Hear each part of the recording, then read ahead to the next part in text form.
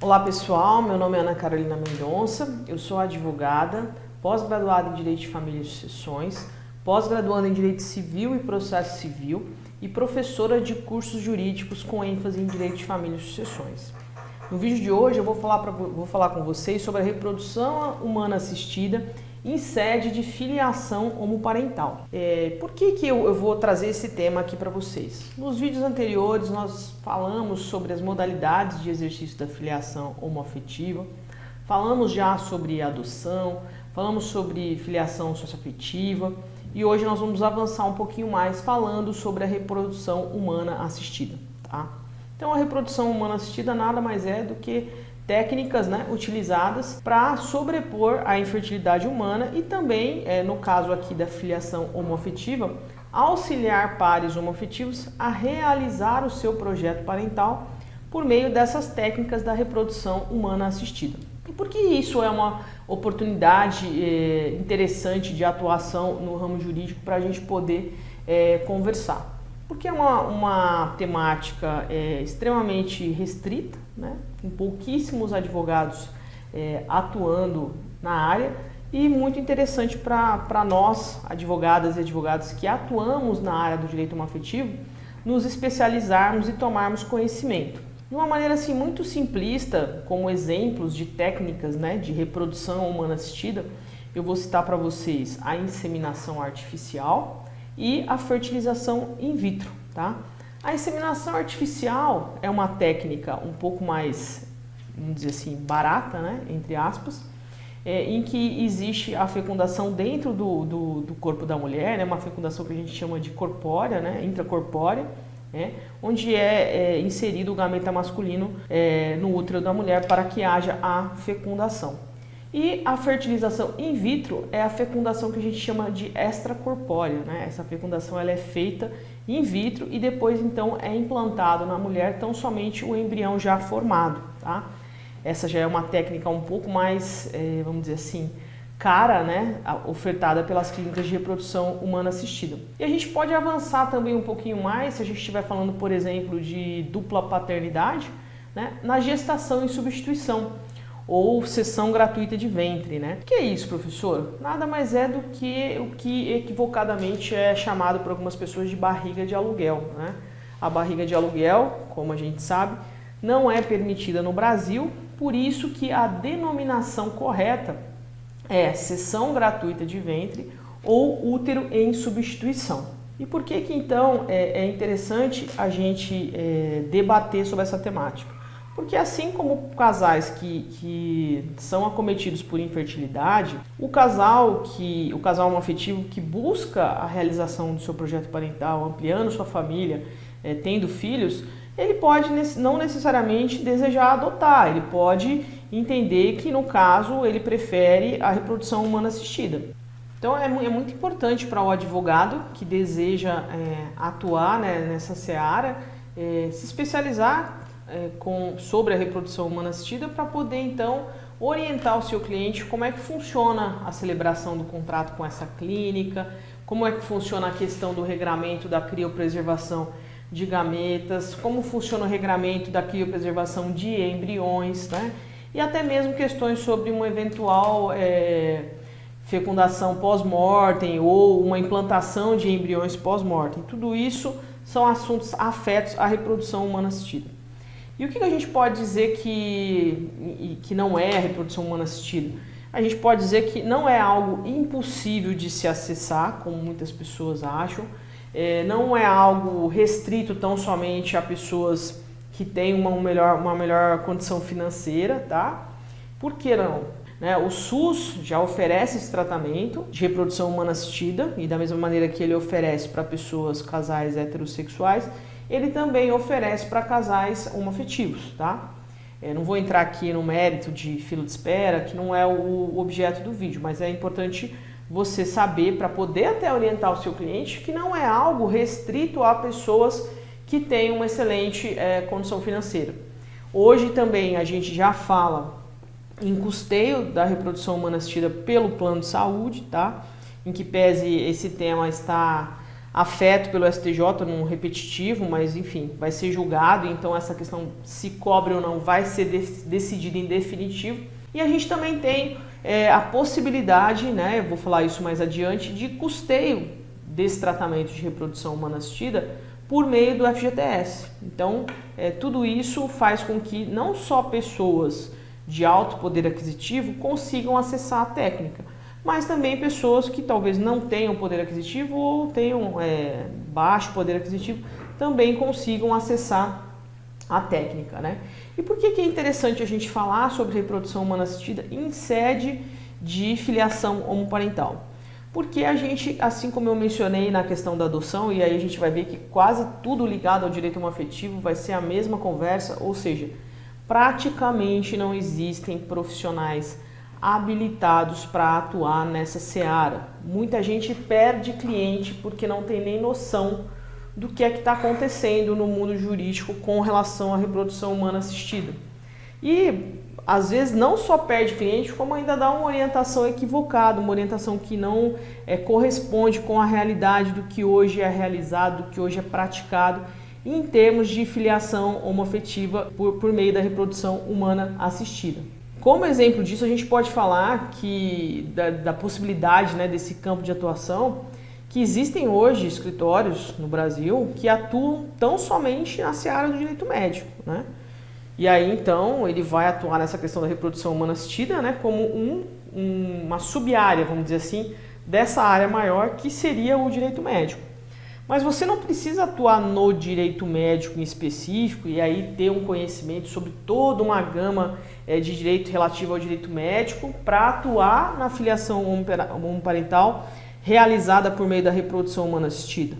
Não, que é a minha proposta. Você atuando na área do direito homoafetivo, dentro do direito homoafetivo, tendo noção de como se realiza a filiação homoparental e dentro da filiação homoparental, você entendendo as várias possibilidades de realização da família homoafetiva, conhecendo seu instituto, suas possibilidades, a forma de exercício, como se reconhecê-la, você vai ter condição de também ter clientes nesse nicho da reprodução humana assistida, sejam eles com condição financeira de acessar esses tratamentos ou sem condição financeira de acessar esses tratamentos, tá?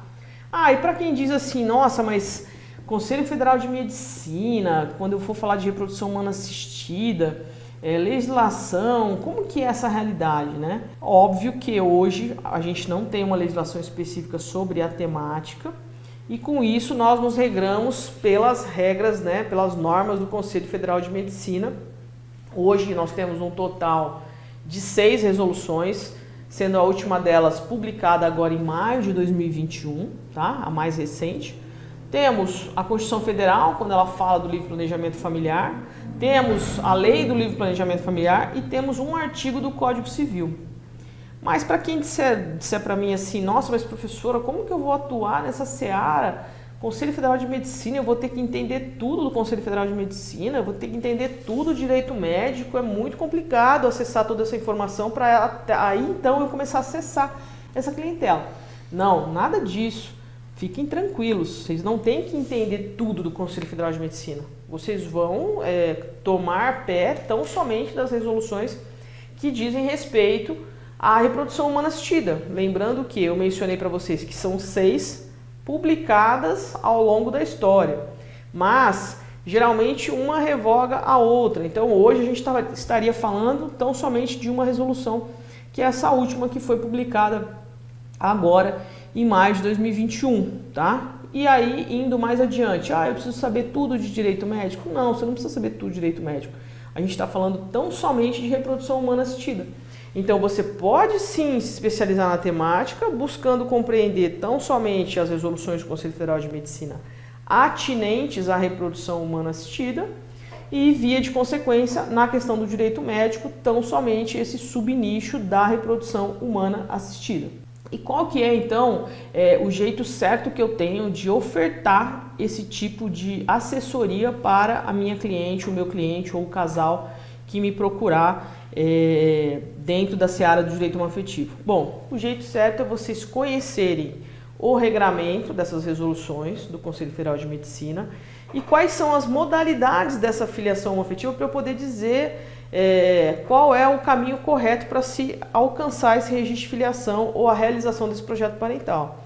Então, se eu estou falando de reprodução humana assistida, eu já sei que aquele casal não vai buscar uma filiação por meio da adoção. Então, tá bom. Então, eu quero fazer uma reprodução humana assistida. E vocês pensaram o quê? Vocês pensaram em fazer uma inseminação artificial? Vocês pensaram em fazer uma fertilização in vitro? Se eu estiver falando de uma inseminação artificial, eu preciso conhecer, por exemplo, a média do custo desse procedimento, para eu poder melhor instruir o meu cliente, saber qual é a condição financeira dele. Eu preciso saber qual que é a probabilidade de resultado de uma inseminação artificial. A mesma coisa quando eu estiver diante de uma fertilização in vitro. Eu também preciso ter uma ideia do custo disso, eu preciso ter uma ideia de quais os hospitais que praticam isso, as clínicas que praticam isso, né? E eu preciso também entender qual é a documentação que é produzida para eu poder, então, assessorar meu cliente, desde o momento da contratação até o momento do nascimento, né? E qual que é o jeito certo, então, de eu fazer isso, né?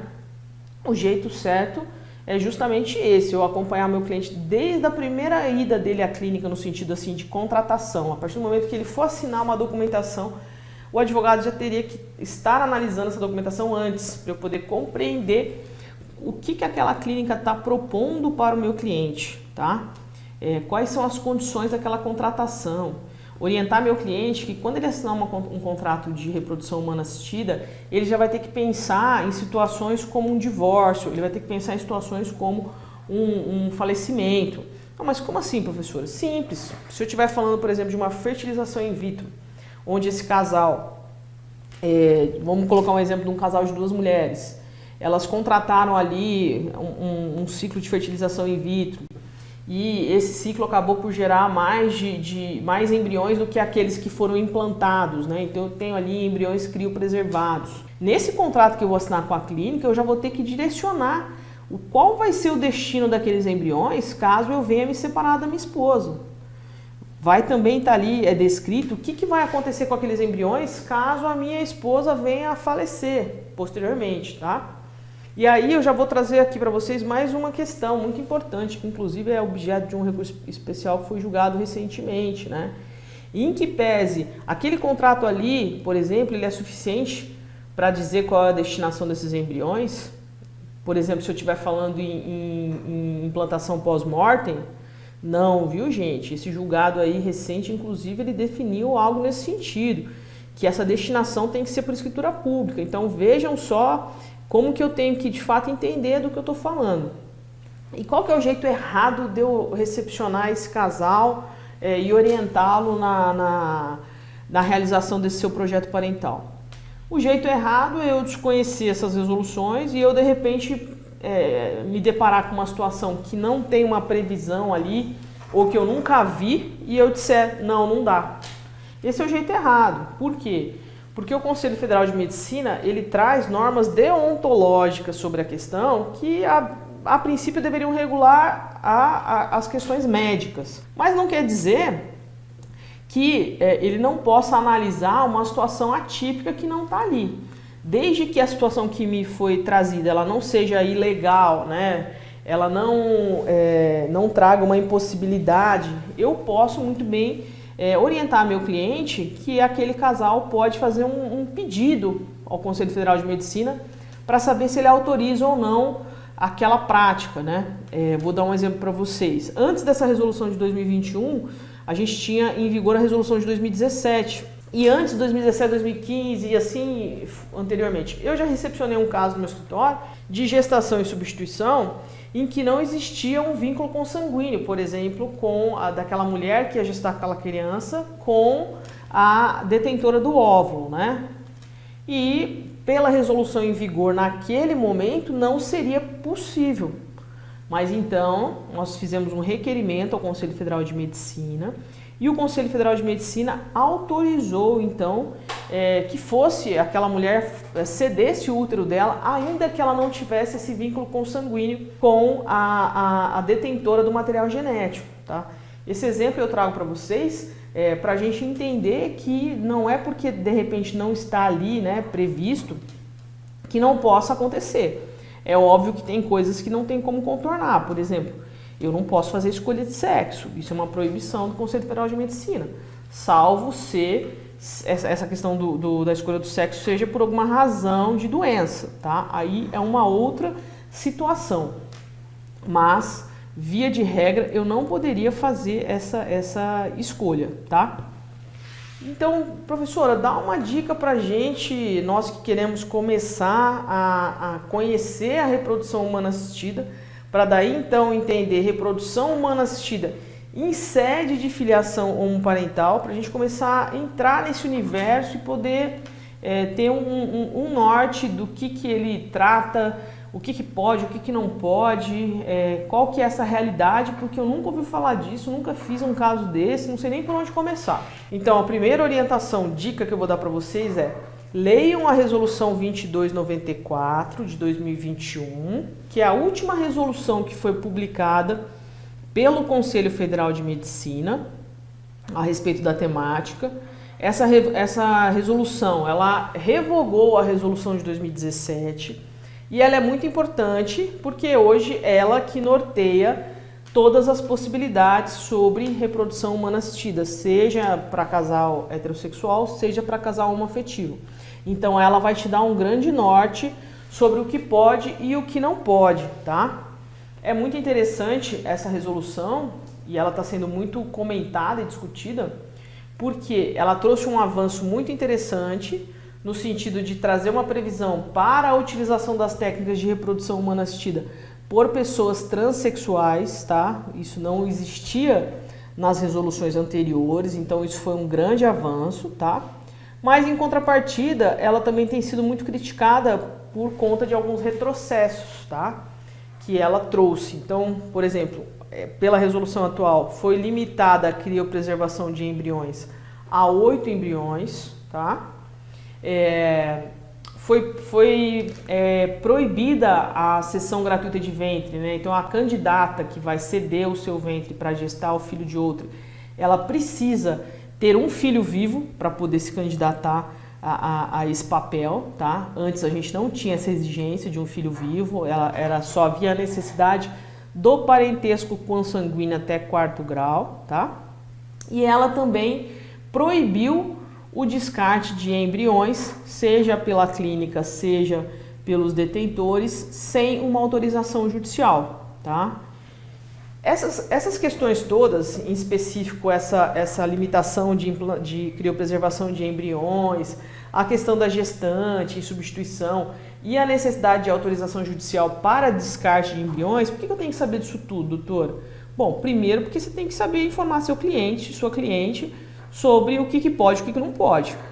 Segundo, para você entender que há quem diga que essas questões todas, essas alterações, elas acabaram por aumentar o custo, né?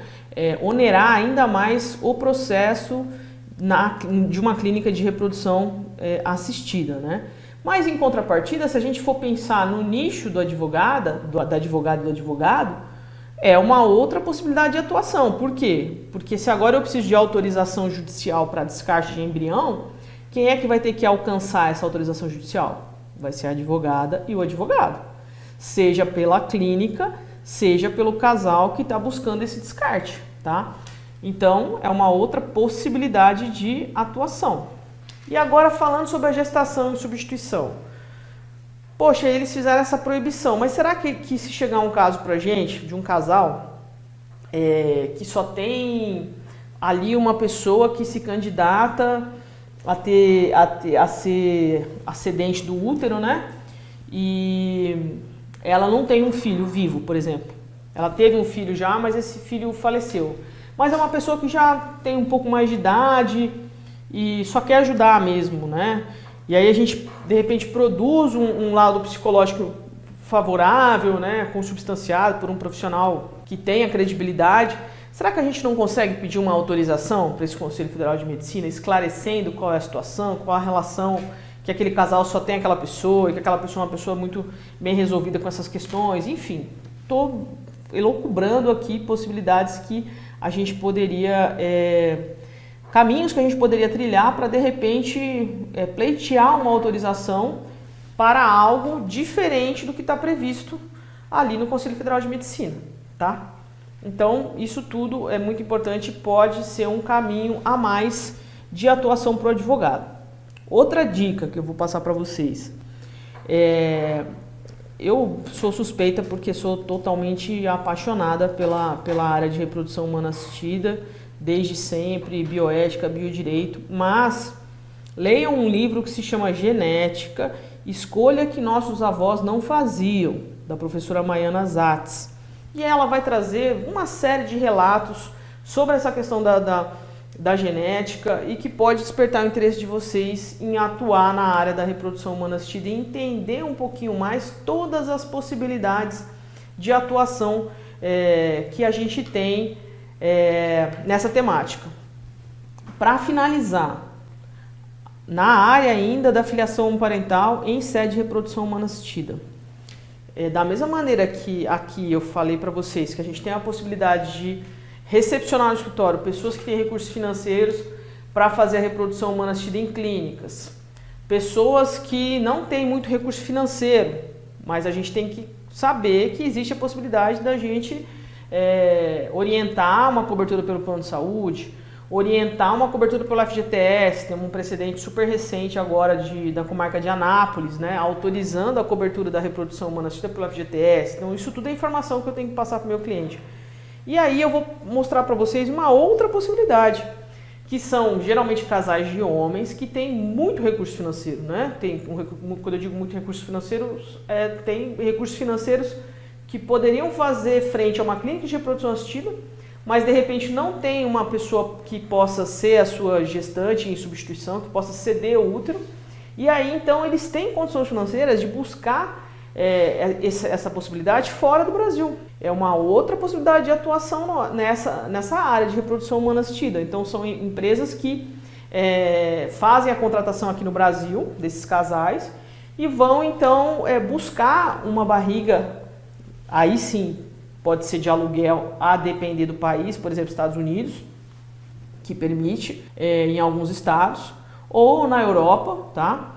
Que às vezes não permite, mas também não proíbe que não haja vínculo consanguíneo, enfim, vai depender da legislação de cada país. Onde eu quero chegar? Em que pese eles vão buscar essa questão da gravidez fora do Brasil, por serem brasileiros e morarem aqui, eles vão ter que regularizar essa situação aqui. É muito comum que dois homens, um casal de homens, e aí então eles buscam duas barrigas. Como isso funciona? Então eles vão, cada um entra com o seu material genético e fecunda o óvulo da mesma doadora. E aí então cada uma das mulheres vai gestar o filho biológico de um deles, mas que a bem da verdade é filho afetivo de ambos. E aí quando eles chegam aqui para o Brasil, a gente precisa colocar o nome de um pai na certidão de nascimento da criança que tem a origem biológica do outro pai e vice-versa, entenderam? Então, uma outra possibilidade de atuação que não está restrita às reproduções humanas assistidas que acontecem no território nacional. A gente pode sim atender essas pessoas que por não terem a possibilidade de terem uma pessoa que possa ceder o útero a elas para fazer frente, para se valer da reprodução humana assistida em clínicas brasileiras, busquem essa possibilidade no exterior e aí então, quando chega, a gente vai regularizar a situação aqui no Brasil, tá? Tá aí um outro exemplo e uma outra possibilidade de atuação do advogado na reprodução humana assistida, ok? Então, só para recapitular, no vídeo de hoje a gente falou sobre reprodução humana assistida como forma de exercício da filiação homoparental, tá? Falamos sobre o nicho interessantíssimo de atuação do advogado, falamos sobre o que o advogado precisa conhecer para atuar nessa área, desmistificamos aquelas questões que não existem, como por exemplo, isso é só para quem tem muito dinheiro, eu não tenho uma demanda nesse sentido, tá? E também passei aqui dicas para vocês, né, de material introdutório dessa questão, a resolução 2294 de 2021, que foi a última publicada pelo Conselho Federal de Medicina, E falei também aqui dessa obra, né, esse livro da professora Maiana Zatz, que vai fazer uma introdução geral nesse mundo da genética e que vai trazer bastante informações para vocês que têm conhecimento, que têm curiosidade e interesse em atuar na área, para que então vocês tenham um norte do que acontece, o que não acontece e como isso pode ser muito bem aproveitado pela advogada e pelo advogado, desde que com conhecimento de causa, tá bem? Agradeço a atenção de vocês. Quaisquer dúvidas, me mandem mensagem ou por e-mail ou por direct, eu estou à disposição para responder, tá bem? E eu espero vê-las e vê-los no próximo vídeo. Muito obrigada!